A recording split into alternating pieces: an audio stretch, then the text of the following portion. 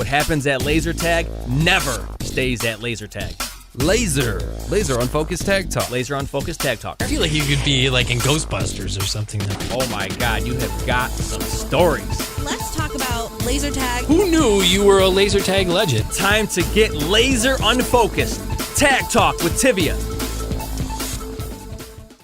Welcome to Laser Unfocused Tag Talk. Hi, I'm Tivia. There's a lot that goes into putting together laser tag tournaments, as we'll hear about from one player who has stepped up to the challenge.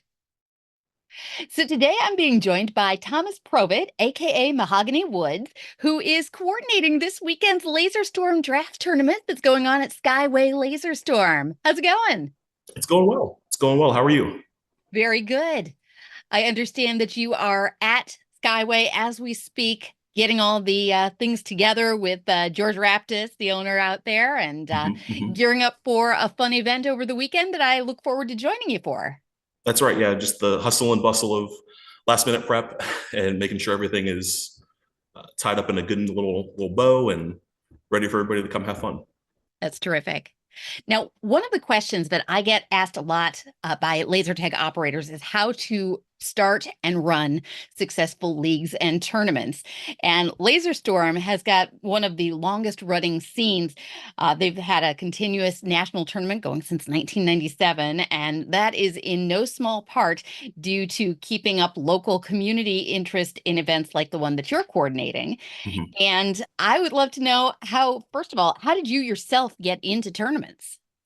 So I got into tournaments just players who were already involved in tournaments asking, just, hey, you want to come, we're going to Pittsburgh this weekend, or we're going here, you want to come play, or Armageddon's happening. And then them overcoming my hesitation, because, it's a tournament and, I'm just having fun and I don't, I'm not all, try hard and sweaty like that. And just them kind of, it's not that big of a deal. It's, yeah, everybody's trying to win, but it's, casual, everybody's nice, whatever. Just kind of them overcoming that got me in.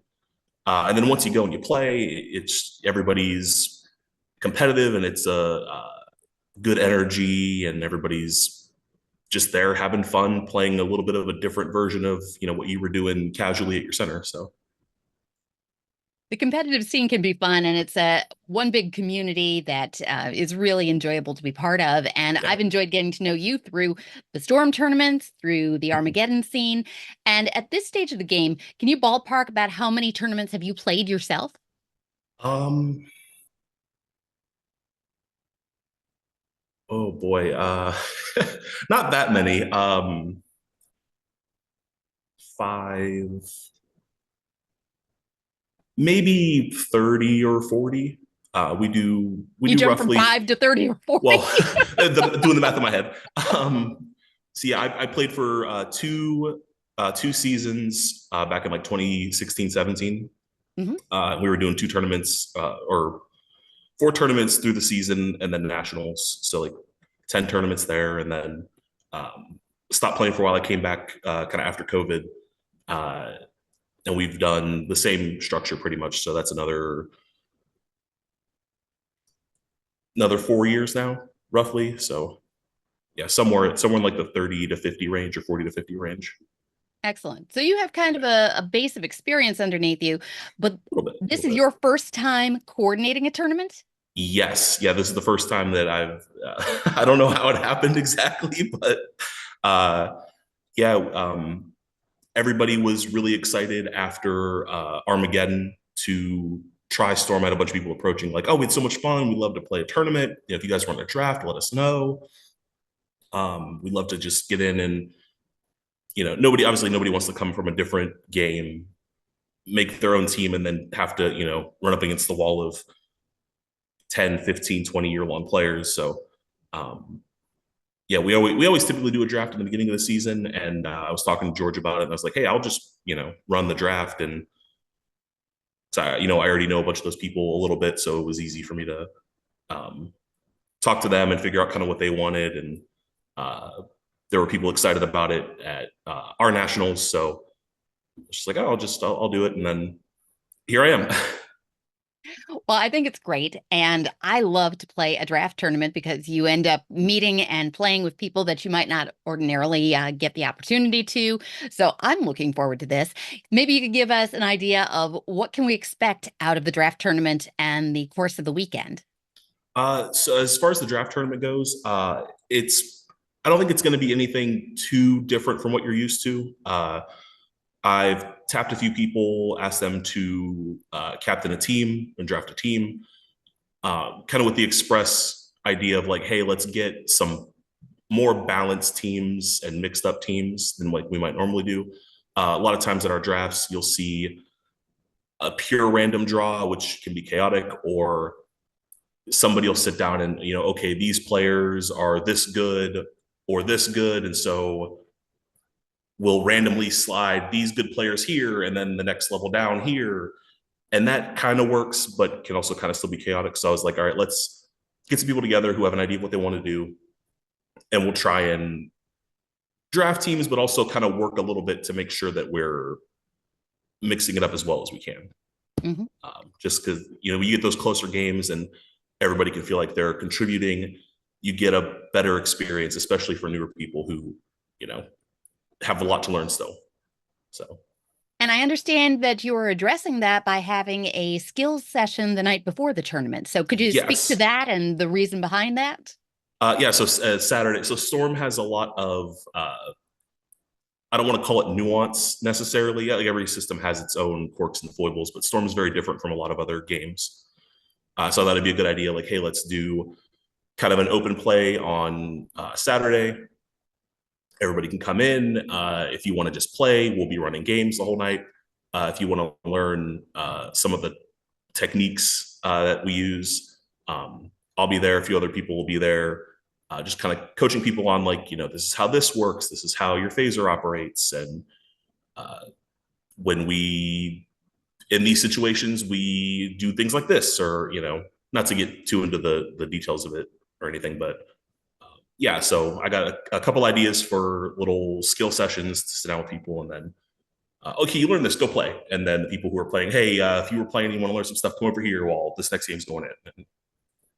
I love that. I think that's a great idea for growing the tournament scene and growing the community. And what, if I can pick your brain, are some of those tips and tricks that you're planning to impart? It's a lot of the minutia of how the phaser works. So your phaser has two barrels in it, and one side is your targeting light that doesn't carry a signal. So like it doesn't communicate with anything. It's just your light to see where you're aiming. And the other side of the phaser barrel is the actual signal. It's the infrared. And so a lot of times what we'll do is we'll come up on the right side of the barrier. And when we fire, you only bring your phaser out enough that the IR can pass by it. And so you're not sending out your red LED. So that keeps your position a little less obvious. It makes your target zone smaller. When you get better at it, it makes it more difficult for the opponent, if they do see you, to know that you're actually firing. So that, if somebody's waiting for you to come around a corner, that might make it a little harder for them to know when to get at you. We do a similar technique over the top of barriers we call Wilsoning. If you've ever seen Home Improvement, Wilson behind his fence. And so like you'll come up to a barrier and look over it a little bit, and the goal is like to keep your headset below it. So if we play with a headset with the sensors on it, and then you just kind of pop your phaser over, and that's becoming kind of a lost art. The older versions of the system where you had a slower fire rate were far more conducive to a sit and wait play style. And so those players got very good at that technique in particular. And as the system grew and new additions came out, fire rates increased, the speed of play increased, and that it's still very viable if you're good at it. You're still very important and very strong, but people have gotten good enough at other things that it kind of carries them further than it would have in the past. So we're hoping to try and teach some of the younger players in our scene as well, those sorts of things, and just kind of help get knowledge out and evolve what we're doing. Very nice. So the Laser Storm Nationals just happened last month. So this is what you would consider the beginning of the year, correct? Yeah, this would be the start of our regional season. Or the season. Yeah. So how many events typically take place during a season, and how do they work? How does a regional take place, and where do regionals take place? It's all very loose, loosey-goosey sort of deal. Any store that has a competitive scene or somebody who wants to organize it can say, hey, I want a regional game or a regional tournament this season. And so they'll coordinate with the different stores and the different organizers in the scene. And, like we talked to some of the guys in Pittsburgh, like, hey, we're going to do our tournament this day and you guys take the next one. And so they set their date for October, I think. And then typically we'll do 2 or 3 in the fall, and then we'll take a break over the winter, and we'll come back like late winter, early spring, and do the second half of the season. That'll usually end like April, and then we'll have kind of the summer, and then we'll do nationals. Usually July, August, late July, early August, somewhere in there. Now, again, I think the regularity of having these regional or smaller events is probably a big factor into the longevity of the Laser Storm scene. Okay. So I know that this is your first time as a coordinator, but you've been around it for long enough to kind of observe things. And I'm wondering if you can kind of give an overview to what the basic process of setting up the tournament has been for you in this case, and maybe from this experience or anything you've observed, any tips that you could offer to operators, regardless of their system, about how they could set up something. So for myself, I know the operator here very well, George Raptis. He's on the way back from nationals. Hey, I'm gonna run the tournament. He's like, okay, I'll get with you. And so I talked to him, and he talks about what the price needs to be for the tournament, and we talk about what the format will likely be, how much time that's going to take, so he can block off his normal party schedule. That was mostly it for me with George. Set up like a Facebook group, and then get the word out to other players that we know, help to organize teams so that they know when it's coming. They can talk to their friends in the scene. Hey, this tournament's happening. It's we need to make a team, or it's in this case it's a draft. So like, who wants to go play a draft? Talking to the people who are going to captain teams, so like kind of organizing them a little bit, just to make sure that we have people on site the day of to say, hey, okay, you guys are going to draft these teams. And what else? Accepting help when people offer help. Rochelle Lenari, another player in our scene, in Armageddon scene, she reached out, hey, do you need any help with anything?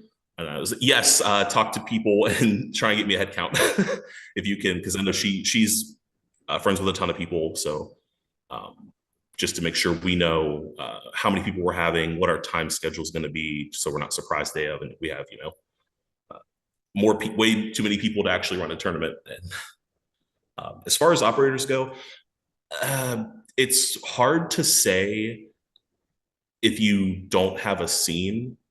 Fostering a scene, I think, is a whole other question, really. But if you got regulars that you have a rapport with, it can be as simple as like, hey, have you guys ever considered doing a tournament, and maybe we'll put up a prize or something, or you guys all play together, and you guys all play together. Have you ever considered, just get people talking, get people excited for the idea of seeing who's the best, or testing your skills, like that sort of thing. I know we've spoken a number of times at different expos about the need for operators to have a laser tag champion guiding these things, because it doesn't necessarily have to be the operator themselves running the tournament. If they have somebody in their community who's enthusiastic or a regular member, it doesn't even have to be necessarily staff, because in this case, you're just an enthusiastic player who stepped up to the plate to make it happen, right? Right. Yeah. I mean, I'm here a ton. I don't work here, but I'm here a ton. But yeah, it could just be, like I said, somebody that you got a good rapport with. And I think that's super important is, uh, knowing your regulars. They might not bring in the most of your business. They might not be your biggest spender in the center, but the people that love what you're doing and love your game, uh, they're important people, and they can help with organizing and creating that framework so that other people who maybe are bringing lots of people in can see a structure in place and have a place to be at. Whether that's like a metaphorical place that's like a tournament scene or the actual physical space itself. Yeah, I think that fostering that community is super important. Wholeheartedly agree. Now, from your vantage point, what would you say is the appeal of playing in a tournament versus just your average casual Saturday night?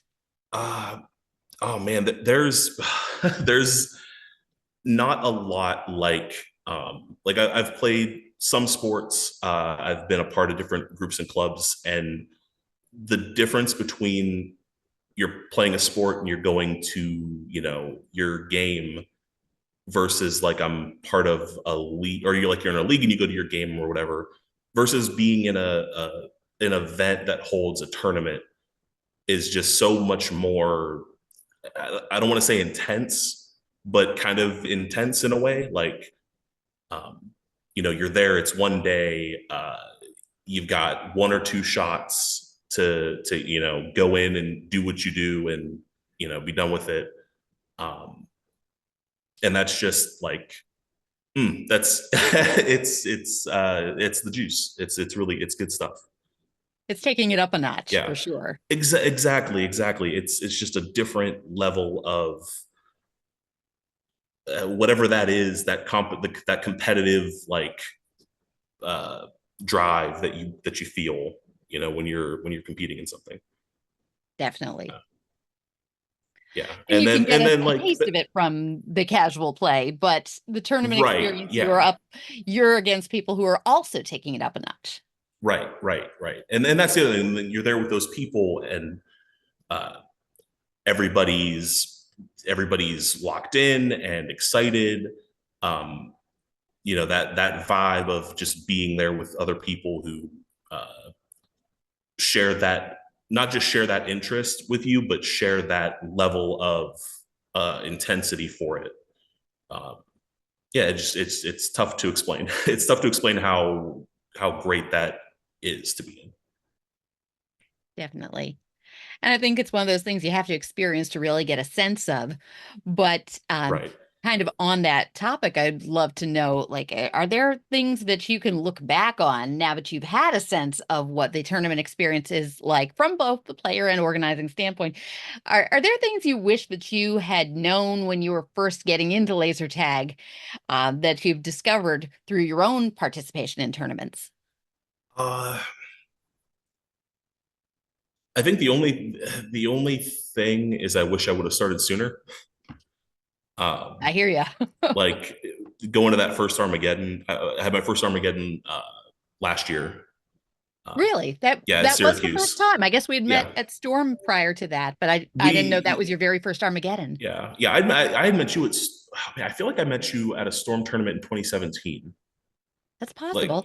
I feel like you had come out and done a tag for a cause then, and I met you then. But yeah, no, that was my first Armageddon.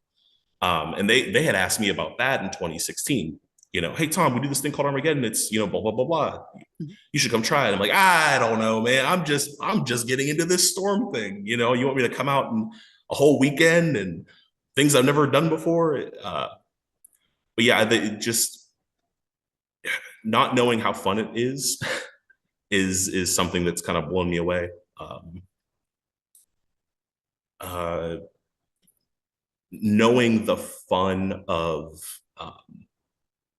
having something to build on, as far as like your understanding and your skill in something. That's something that's kind of surprised me that I resonated with as much as I do. Mhm. Not that I've never tried to be better at something, but it's a little bit different when you're in a league scene like that you're taking a little more seriously than you would, you would like, oh, I do bowling leagues on Wednesday and, hang out and have a couple beers. And yeah, I bowl a little bit, but I'm not, it's a little bit different from that for me, at least. But yeah, that's having something to strive for is a lot of fun. A lot of fun. It's a nice thing to have in your life. Absolutely.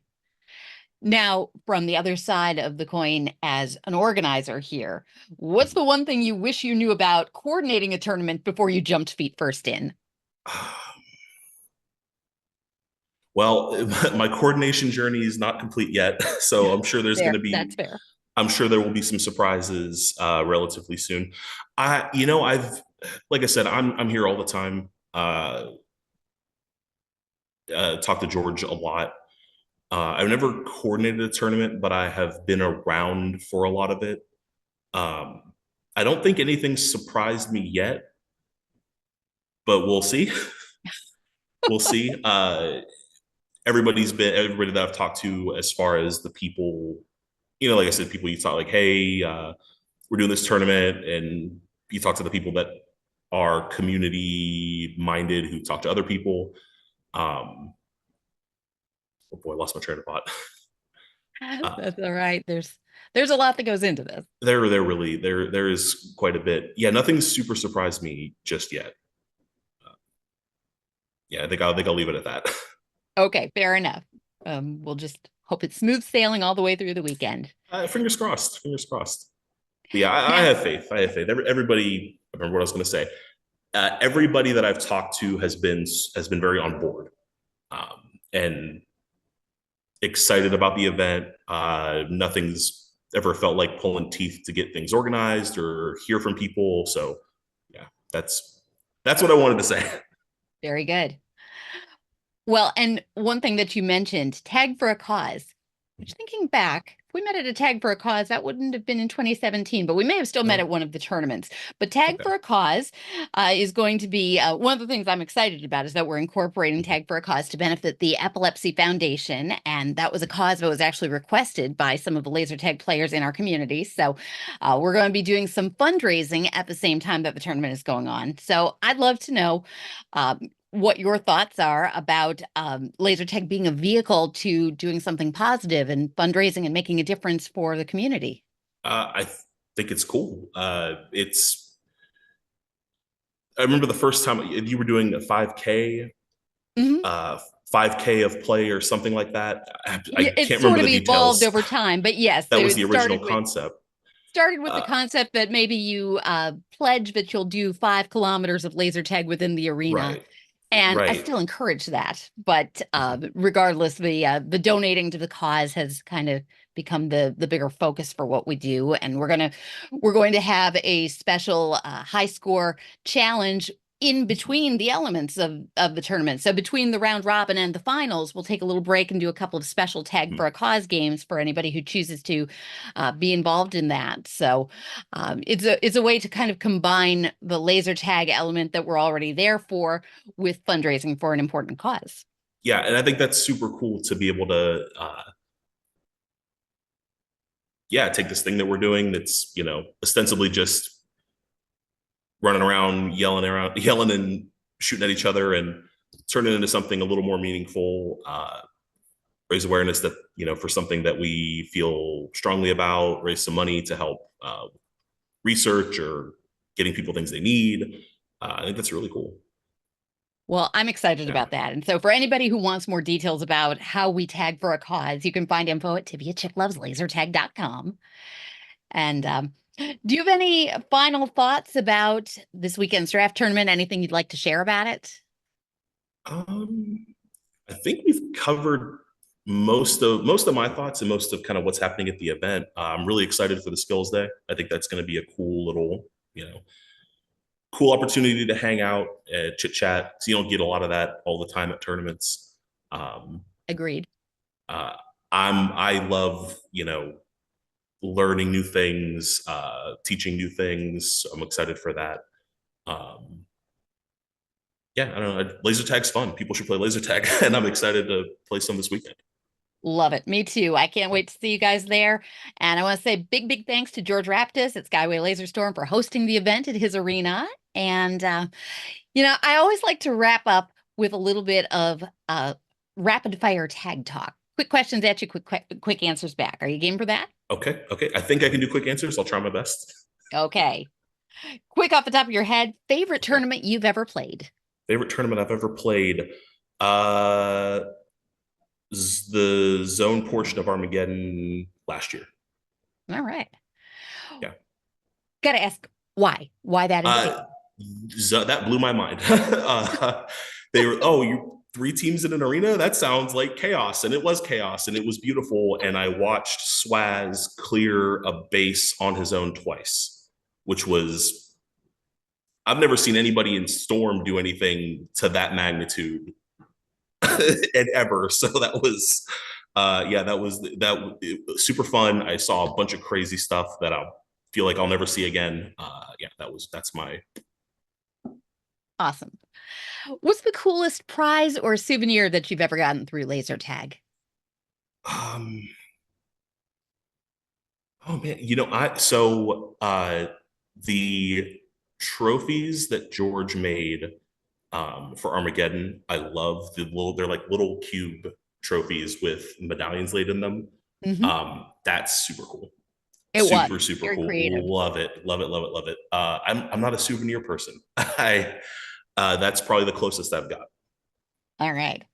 Well then, you collect experiences instead. What is the coolest place you've ever traveled to for laser tag? Boy,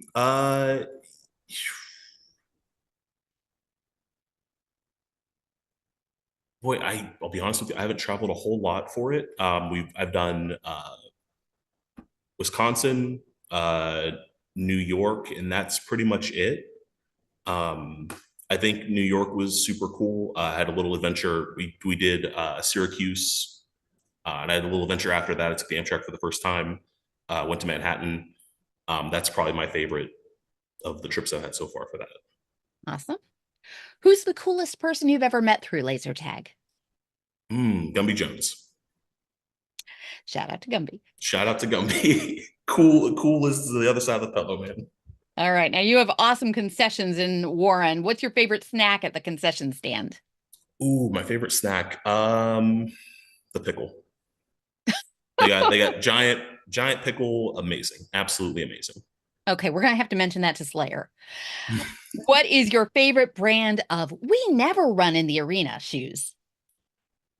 Ooh, oh man, I wish I could tell you. These are like Amazon off-brand barefoot shoes that I wear. And I'd be moving in them. Well, that's what counts. Yeah. All right, last one. What's the best reason to play laser tag? It is so much fun, and the people are so amazing. I couldn't agree more. The community is just beautiful. It's full of beautiful people from all walks of life, and everybody's just having a good time. Absolutely agree. And I look forward to seeing everybody with the tournament that's coming up. This will be an exciting weekend. And I want to say a big thank you for you taking some time out, because I know you're setting up the arena and all those things that go into it. But big thanks. That is my guest, Thomas Provitt, coordinator of the upcoming Laser Storm Draft Tournament at Skyway Laser Storm. Thank you so much, Tom. Thank you. Thanks for having me. Thanks for checking out this episode of Laser Unfocused Tag Talk. Listen for more episodes on the first and third Friday of each month. Want to be a guest on an upcoming episode? Find out more and follow my blog and website at TiviaChickLovesLaserTag.com.